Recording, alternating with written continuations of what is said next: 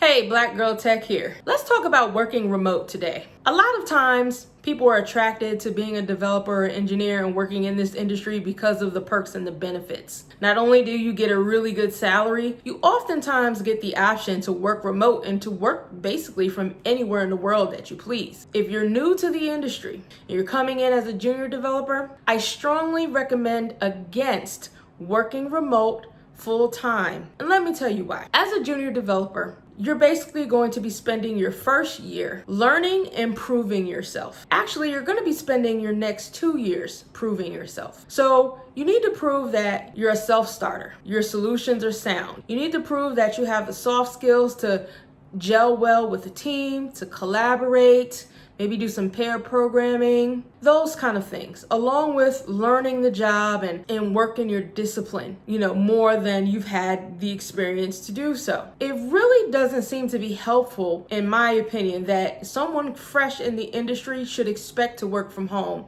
full time. With all the things that a junior developer has to go through, do you really want to have to balance learning additional technology, learning your job, proving yourself, and trying to do your laundry at the same time? It's just not gonna work. So let me share with you my experience. I work from home full time. I am a tech lead, and I feel like I've earned the right to do that. It's really not hard for me to find a position that I can work remote. They're abundant for people at my level, so it's really no big deal. I've proven myself time and time again that I'm disciplined and I'm committed and I'm responsible enough to deliver a solution end to end with little to no supervision and no hand holding. And as a junior developer, you really just haven't gotten to that point yet. And during my day, it takes a lot to really roll out of bed and roll into another room, or even stay in bed and really get started. It really takes a lot of discipline. Different from when you have to get up and get into work and get into, a seat.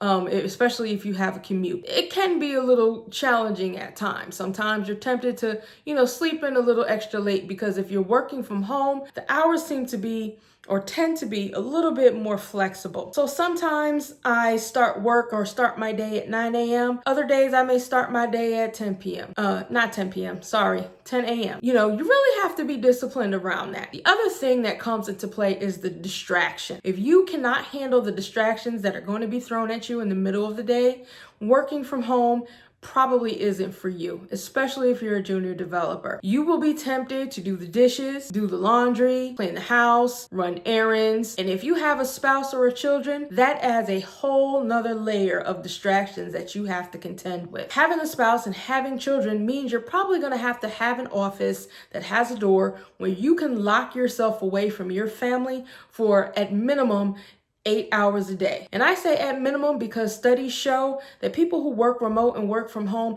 tend to actually work more than 8 hours for their employer on a daily basis. They usually end up working 10 and 12 hours. So if you have a spouse and children, can you lock yourself away from them for that amount of time and not be distracted? And here's something that's funny. With the people that I work with on a daily basis, we'll be on a conference call, and sometimes I'll just see a cat come out of nowhere and sit on their lap, or a 3-year-old little girl tugging on mommy or daddy while we're in the middle of a conference or a meeting. It happens, and you have to be able to deal with that. So again, my recommendation as a junior developer or somebody looking to get into the tech industry, do not expect to work from home full time immediately. You're gonna have to earn that. You're gonna have to pay your due. Now, I'm not saying that there's no companies at all willing to hire you remote as a junior developer. It's just that the chances are pretty slim. That's my take on working remote as a new person to the industry.